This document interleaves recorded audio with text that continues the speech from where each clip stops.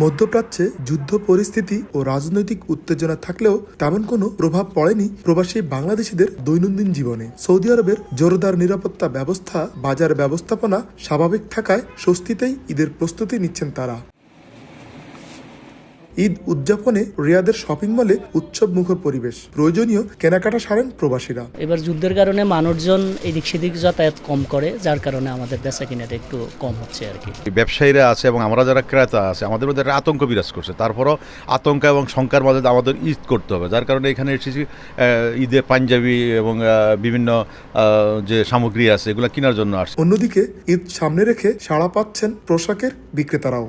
Close আপে এখন আছে জিঙ্ক ফ্রেশ টেকনোলজি, যা জীবাণুর সাথে লড়াই করে দেয় সতেজ নিঃশ্বাস 18 ঘন্টা পর্যন্ত।